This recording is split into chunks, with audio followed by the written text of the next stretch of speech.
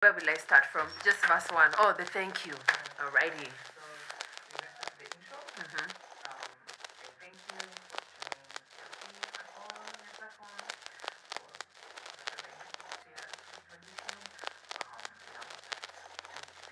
Behind the song. Okay.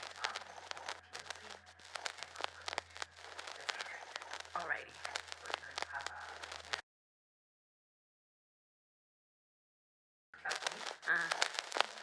Give you a signal.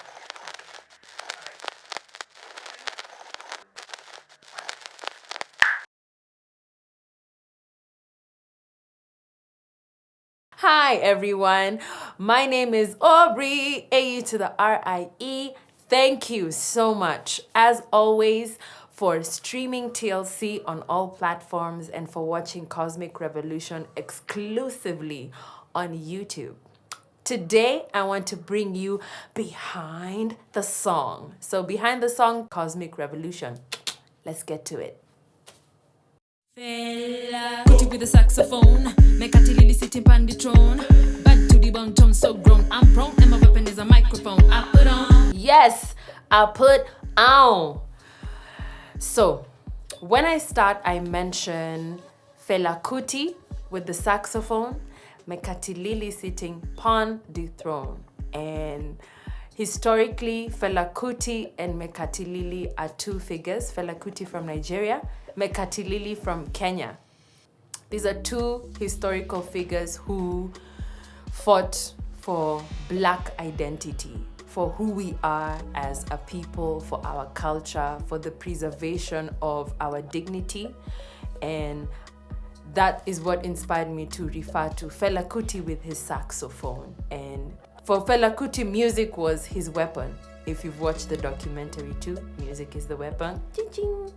And for Mekatilili being a feminine figure, a woman in that time, and being in charge, large and in charge, and in the sense that she wasn't trying to control people, but fight for the people to be liberated. And so with that, my weapon as an artist is a microphone and the music, and I'm going to use this message to keep reminding the people of how they are the heartbeat of the nation. Which brings me to the next lyric. We, the people, heartbeat of the nation. Blood, sweat, trepidation, dwelling within the spirit in me. Life was made of magic and sin. The people of any nation will always be the heartbeat of that nation. I say that because the people make the nation will never make the people. So the most important person is always you. You are the wealth. You are the resource. You are an extension of source. And all these things outside of you exist because you apply yourself. So we are the heartbeat of the nation. You are the heartbeat of the nation. And blood, sweat, trepidation. Trepidation means a sense of like angst or fear. And I don't know about you guys, but I usually find myself sometimes in a state of, to get to your dreams and to get what you want and achieve what you need. It's blood, it's sweat, it's trepidation. You're always going through these feelings of doubt maybe or insecurity every day. But despite it, we rise and we show up. And dwelling within you is that spirit, that life force that gives you the magic and the power to pursue your dream. And it's also made of sin because sin is to miss the mark, which is what we do. We are humans. We miss our mark sometimes. And that's what makes you, that you are this magic and you are this sin together. It's in my bloodline, under my skin, coursing my veins. Everything changes, nothing remains the same. I am afraid, trying to be brave. This courage that you have, this life force, this bravery, it's in your veins, it's under your skin, it's who you are. So you've got it, is what I meant to say. You got it, it's in you.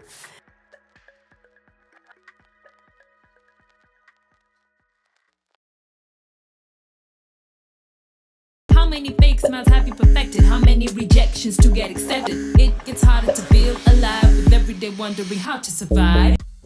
When I wrote this, I had reached a very low point in my life, and I just got tired. I got tired of lying, of being strong, this strong black woman. And no, I'm not that. I'm soft, I'm vulnerable, I have fears, I go through a spectrum of emotions in a day. I'm not this one thing. So I was just challenging myself, like, how many fake smiles have I perfected? And I decided to turn this to my beautiful listener and ask them, how many fake smiles have you perfected? Stop. Let it go.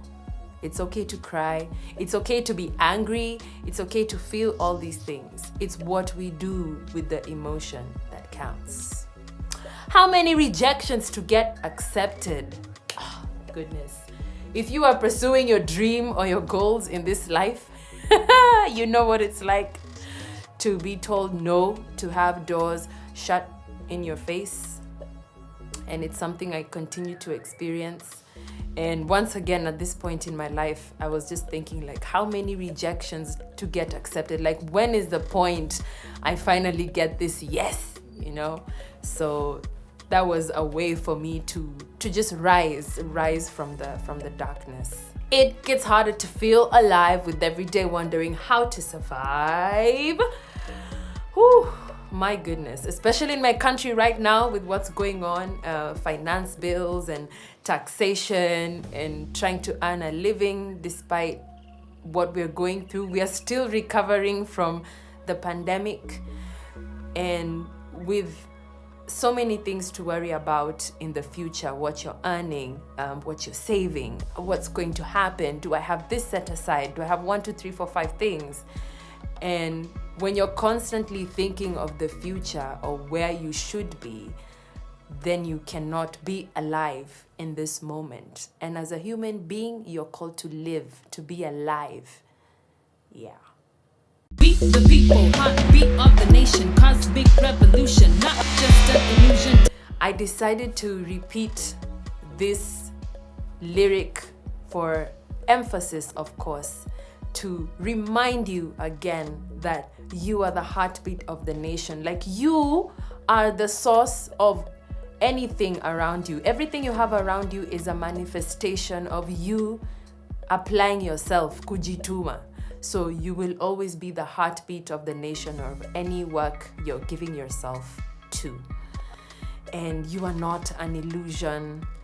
I feel like culture has, and when I say culture here, I mean the things we're exposed to, what you watch every day, what you listen to, conversation. You can almost feel like you're in a matrix, you know, you're in a dream, because at the same, like, there's war happening somewhere, and still on the same timeline on social media, you'll see a totally different message, and it can make you question yourself. And this is just to tell you, you're not just an illusion. You're a person, you're a human being. Not just an illusion, daring to dream despite the delusion. All this confusion has me confused, and others are using, looking for clues. I'm seeking the truth, but under the sun, nothing is new when it's said and done. I really love that rhyme scheme there. I decided to go with like a perfect rhyme. And a perfect rhyme is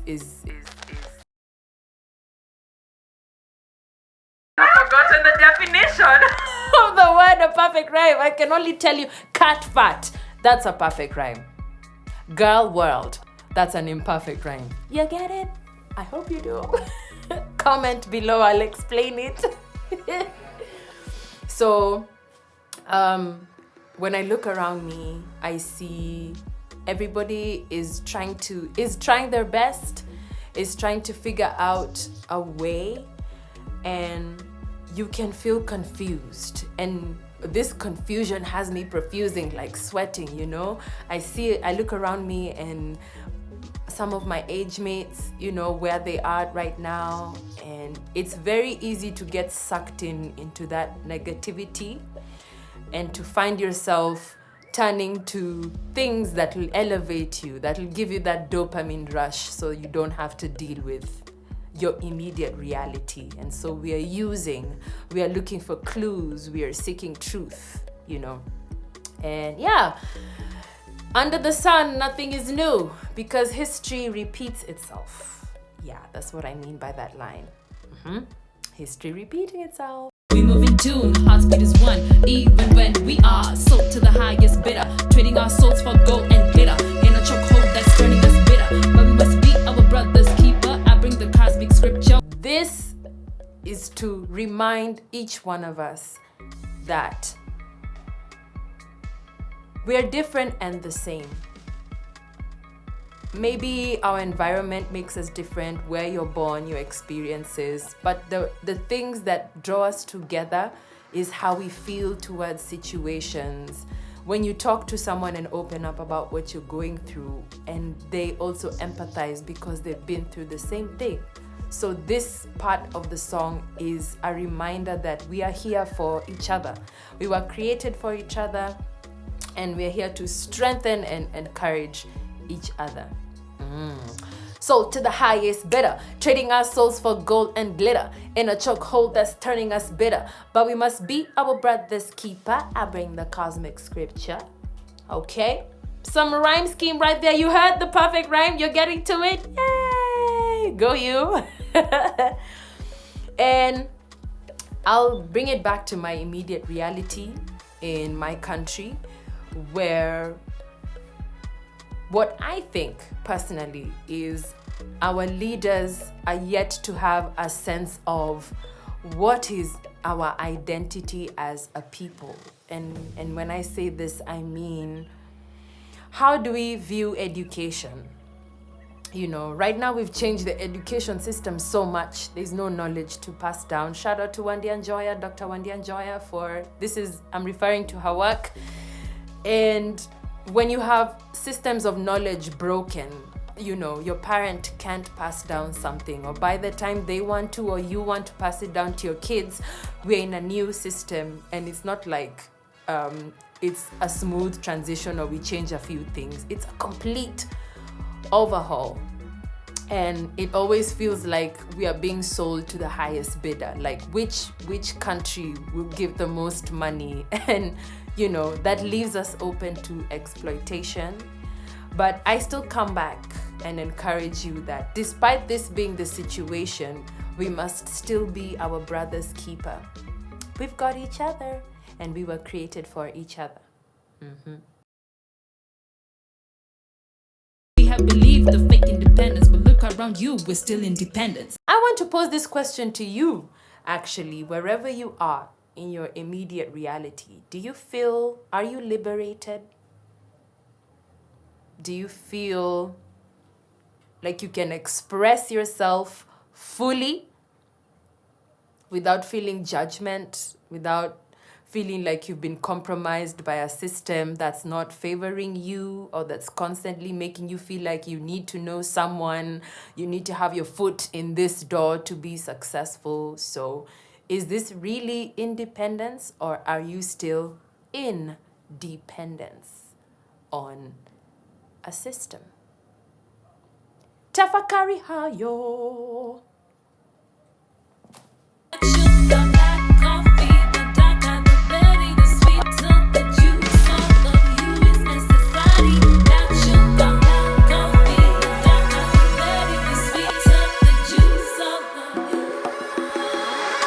And I sing this twice to again remind you of who you are. When I wrote this, I was questioning my space in the world as an African and as a Black woman.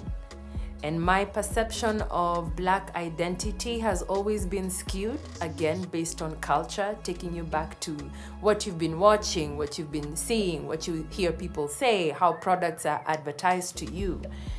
And for the longest time, it just felt like there was no figure I could look at in adverts, in movies, in toys that reflected me, how I look like, how my neighbor looks like.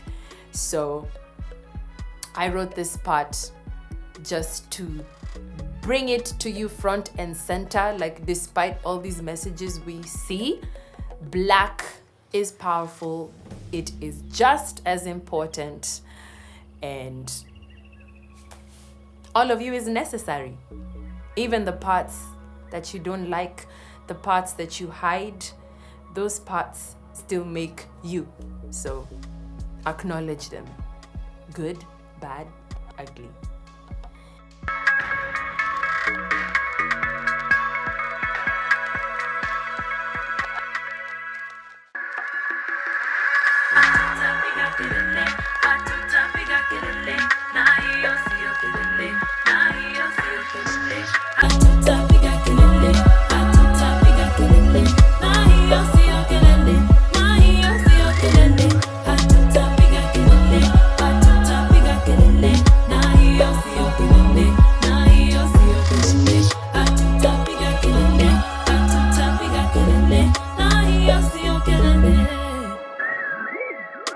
Hatutapiga kelele.